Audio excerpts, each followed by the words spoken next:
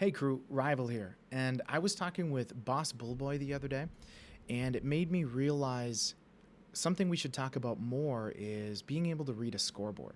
So a scoreboard is more than just how many kills did you get, how many deaths did you have, because those ratios do matter, don't get me wrong, but when I was talking to him about it, I kind of helped dissect one of the 8v8 games that we had and show him that just based on the scoreboard you could tell who was more aggressive, who stayed back, who relied more on power weapons, who was a great team player or the better team players. So what I want to do is kind of replicate that as much as I can here. And I'm not trying to call anybody out. This was a really close game. I think it ended in like 2-1 or whatever, even though there was some trash talking. But it's more about you can check yourself. Did I really do well, or did I steal a bunch of kills? Did I contribute to my team the best that I could, or was I trying to be like that solo act? Or was I only able to kill with a bomber or a hammer? So I want to show you how to read a scoreboard. So let's get into it. All right, scoreboard wise. So let's look at steals, let's look at carriers killed, and kind of try to start figuring out what that story is. So we've got 1, 2, 3, 4 steals on the yellow team, 2, 3, 4, 5 steals on the purple team. So for steals, about the same. Now, it starts to paint the picture when you see carriers killed. So we've got 6, 8, 9 carriers killed on the yellow team, 2, 4, 5 on the purple team. So if it's roughly the same amount of steals, but way more carriers killed on the yellow team, that means that the purple team, my team, we were backing each other up better. At least it starts to give you that feeling because we were close enough that the other team wasn't able to return. In fact, they only got one return, and another one of the returns, one of our guys got killed and the flag threw off the edge, right? So that could have been the win right there. But what I'm getting at is they, number one, weren't close enough or didn't have enough people to get it returned. They only got one of our 4 steals returned. Granted, we scored twice, but that also means that, again, we had the opportunity to relay that flag because we were so tight together. Now, I will say the yellow team definitely had more solo artists or solo actors where they kind of went out on their own. And from what I remember, yellow team was definitely sending 2 or 3 at a time, where the purple team, we would wait until 3 people were dead, and then we all, like a hive mindset, would just all push forward as a team of 6 or 7 or 8, depending upon how many people were up. So again, that kind of skews it a little bit, but as you'll see later, the teams, when you look at damage-wise, kills-wise, very, very similar. So again, looking at the even the return rate, so they had 1 return, we had 1, 2, 3, 4 returns. So they stole the flag 4 times. Oh, I see. They stole the flag 4 times, and some of the times that we returned it, so 3 of the times we returned it, we actually had people grouped together. So we had 2 people returning it. That just tells you kind of how closely knit the team was. So if we look at deaths or kills here, again, this doesn't tell the whole story. This could have been I had a good game, a bad game. I had, terrible positions, bombers, whatever.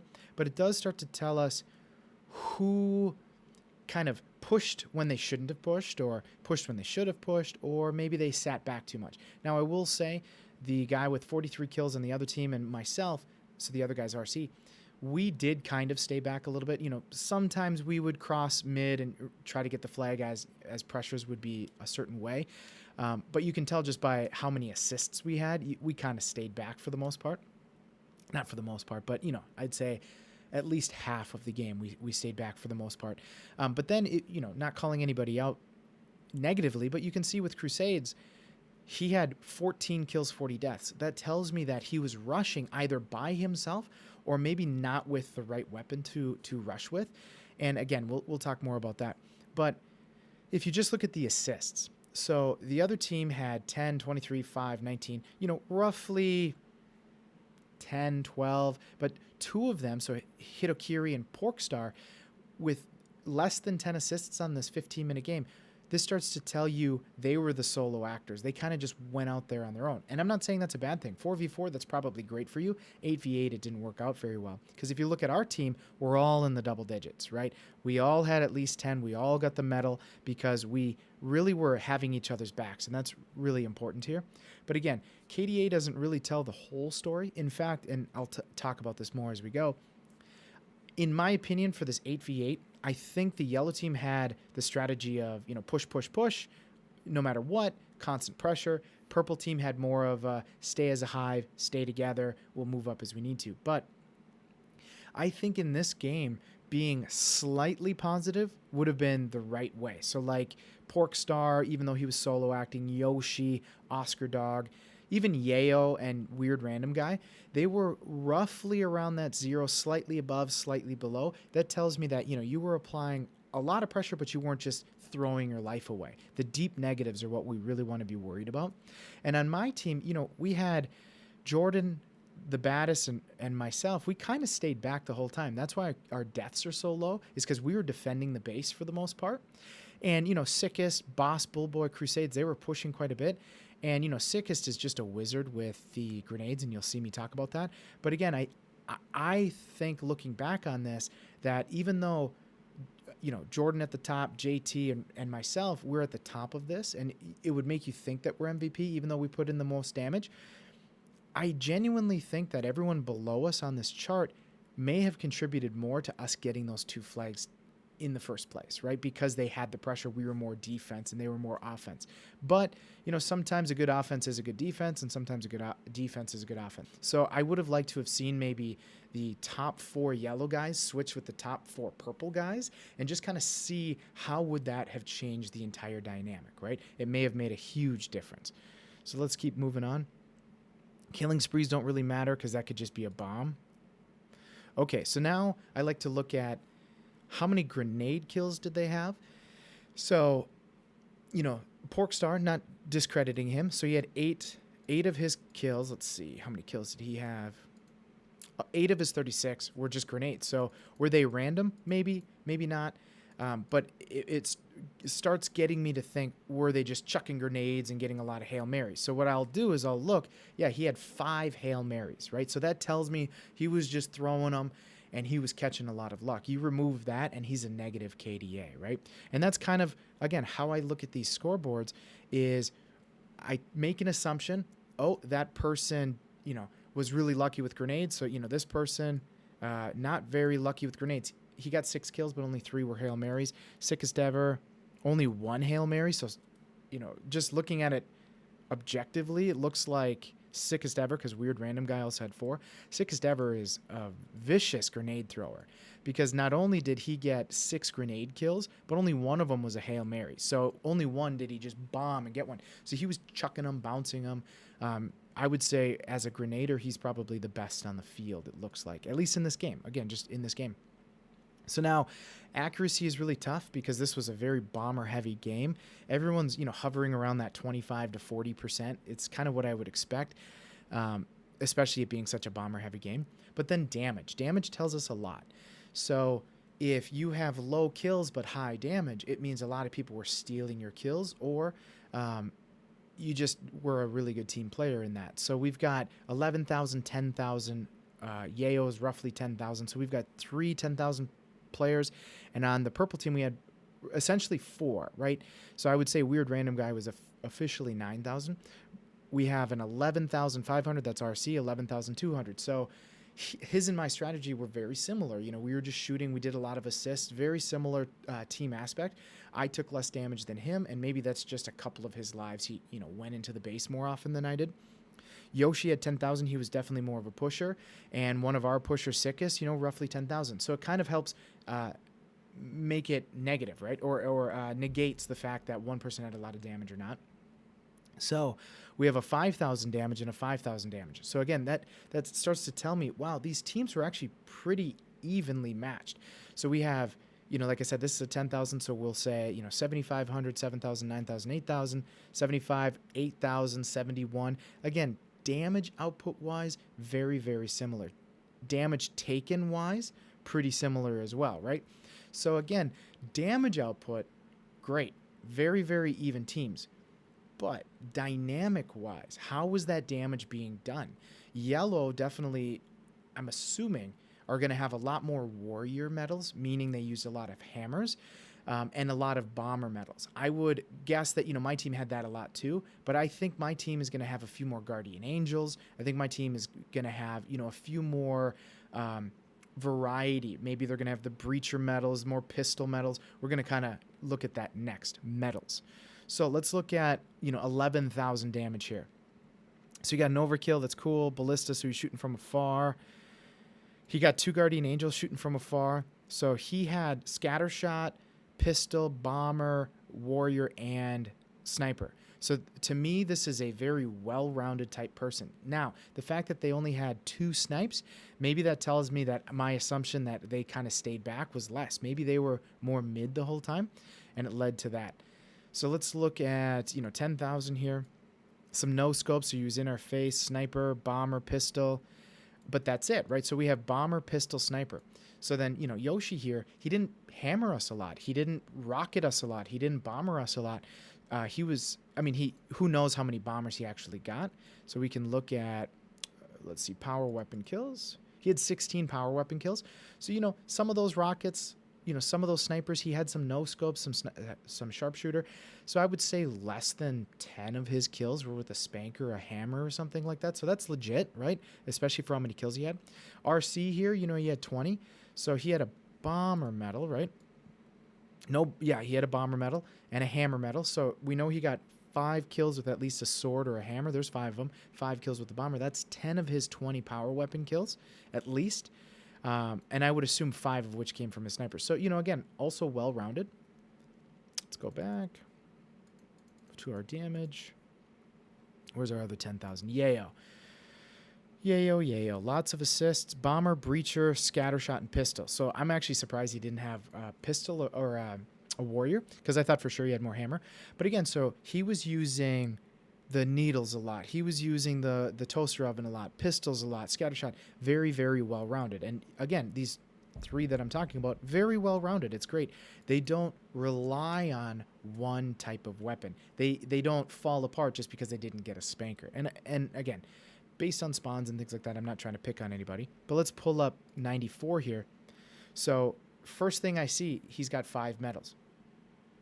Telling me, so 4 of his kills came from chucking grenades, and then he had some, a snipe with a shock rifle that got 4 of us, and, maybe killed 1 and he got an assist. So this tells me that for his 10 kills, even with bombers, even with rockets, even with things like that, he just was dying a lot. He had 40 deaths. So he was trying to get in there, but maybe he was trying to get in there with the wrong weapon. So maybe he was coming in with grapple, let's say with a mangler, but he was trying to back somebody up. So he was choosing to push perhaps when he didn't really have the weapon to push, or maybe he had a hammer a lot of times, but he couldn't close that distance, right? So, I look at this and I say, oh, we just need to get some more aim practice in, is what I would assume, and maybe just spend some time with a hammer and sword so that you can understand where that distance is. Let's pull up Hitokiri here. So Hitokiri here, we've got bomber, we've got melee, and we've got breacher. This tells me toaster oven for the most part, lots of hammers, lots of spankers, lots of bombers. So let's see what his power weapon kills were. 8. So that's actually not that bad. So then he was using, for bomber, he wasn't really getting a lot of spankers. He was shooting a lot of cinder shots, a lot of Ravager. But again, this tells me he didn't use a pistol much. He didn't use a shotgun much. He wasn't using a battle rifle, a stalker rifle, anything really like that to get the sharpshooter. So he was trying to get in our face as much as he could. And again, he's one of the guys that was kind of soloing it. So he would just go in there with a bomber or whatever and try to wipe a team. Now, 4v4, that might work for him very well. In this situation, that doesn't work out great because of the 8v8. Okay, so now let's look at another person I feel was soloing. Yep, okay, so soloing. I have to give Porkstar credit. No hammer metal, no bomber metal. He was in there with a pistol. He was in there with needles. He was in there with toaster oven. And he shot a few perfects. I don't know if that was with Stalker or whatever. But, he was definitely in your face trying to clear the group. Again, tough in an 8v8 match. In a 4v4, this strategy probably works great for him. 8v8, though, you're kind of leaving yourself out there. So let's talk my team a little bit. So let's use me as an example. So 39, 28, 27, very similar to that RC. What can we see by looking at these medals? So not great with grenades apparently, but I used pistol, I used sniper rifle, and I used bomber. So I pretty much stayed in the back. I wasn't using breacher. I wasn't using needles. I wasn't. I didn't really get a lot of rockets. It was a lot of Ravager. But something that I do have is bodyguard. No one else on the field has bodyguard. Now this is different than Guardian Angel. Guardian Angel is when you're staying back pretty far and sniping and killing somebody while a teammate is also fighting. This is I'm within a certain distance of a teammate saving their life. So that's usually what I contribute to the team is I can try, I usually can keep myself alive pretty well, but it's how do I keep my team alive? And that medal right there, bodyguard, tells you I was focused on my team a lot, keeping them alive, which is also why I have really high assists, is every time I'd see a target, I was at least pegging them with something, right? I was trying to shoot them with a pistol or whatever I could just to try to make something happen. Let's see, Sick. So Sick, he's got only bomber and only grenades. This man knows how to explode, right? All over your screen, he can explode. And, he's got 3... Let's see. We've got 3 from the graves, 1 Hail Mary. So, again, he's really good with his grenades. He places them really well. He knows how to get them in. But by golly, 35 kills, mostly with the bomber, is how this looks. Even if he got 4 with a pistol, 4 with a sniper, 4 with a breacher, 4 with shotgun, that's 16. There's still 19 kills. And, 5 of which would be grenade, right? Or 8 or whatever he had. But, tons of bomber. He got Ravager. He got Cinder Shot. He was blowing these guys up. Boss Bullboy, he got a 5-man kill. I think that was the highest on the team. He was kind of in their face, too. He was using scatter shot. He was spotting a lot, so he was a really good team player because as he'd spot, he'd mark them. It's really important. He was throwing out threat sensors, which I really like to see. He got the wingman, which just about everybody on my team did. He was sniping a little bit. He was bombing a little bit. He was a very versatile team player. We got Crusades here. She was hammering them. She was shooting them with the rocket, and she was shooting them with the pistol. She got the wingman, which is great. Not a ton of teamwork per se, even though she got the assists, of course. This is more of a I'm just trying to stay alive type situation. Who else do we have? The baddest. The baddest had bomber. Look at the variety here. So he's got a sniper. He's got breacher. He's got pistol. He's got rockets. He's got what I would imagine is the hammer. This is a very versatile, great teammate who, no matter what he picks up, probably the best on the field in this game. Anything he picks up, he can deal with. Yeah. Oh, either him or Jordan. So this is Jordan. Either him or Jordan, because he too has a ton of variety to his medals. Trying to see if anybody else. No, most people didn't have this kind of variety. He was up there. So either Jordan or the baddest. So again, this really helps show you what makes a good teammate. It isn't just kills. It isn't just deaths. It isn't just assists. It's total damage put out there, total damage taken. If you did 10,000 damage but took 10,000 damage, your KDA is pretty much 0. Maybe your assists help bring it up, but you're not really helping the team out that much because you're dying a lot more. Now, we were on formation, so it's a really large map. Staying alive on formation, so let's say I killed 3 people and tried to get into their base, there's at least 5 more up. And by the time you get over there, even with grapple, they're spawning in. So this is a map that, to be honest, yes, we had 14, 19, 20 KDA. They had 1 person with a 20. Everyone else was kind of in that 0, -5 to +5. They probably had the better strategy. We were definitely more passive on my team for sure, on average, and maybe that's what prevented us from getting that third flag. Granted, if we go in there and 5 of us go down, like when Boss Bullboy got 5 of the other team, it's pretty easy for 8 to take on 3. So, it's kind of 6 of one, half a dozen of the other. But again, what I want to do is show you guys the scoreboard can really give you a check. You might have 22 kills, 6 deaths, but 18 of them came from power weapons because you forgot you had spankers and hammers and you had all the right equipment. You had all the right shields. It'll also help teach you, hey, I had 42 kills, 20 deaths, and we still lost. What happened? And you can look at, what did I do right? What did I do wrong? Was I mistiming? You know, maybe I had a lot of triple kills, but that fourth man killed me. Maybe I was pushing too aggressively and my team was down. If my team is down 2, and let's say there's just 2 of us up, and I'm going in there anyway, even if I get the triple kill and the other guy isn't right there on my heels to back me up or gets killed because it's a spanker or rockets or a hammer, well, I'm not being a very good teammate either because I'm rushing in without them. So the scoreboard can really tell you more than just, haha, I got MVP. So I hope this was helpful for you guys. If you haven't subscribed to the channel yet, make sure you guys do. If you guys want to take part in some of the community events where we're doing 8v8, 6v6 on Super Husky maps, you know, make sure you either put a comment in the description down below or in-game. You know, my in-game name is @RivalTitan with the 1. You know, feel free to add me. Make sure you put the space between Rival and Titan.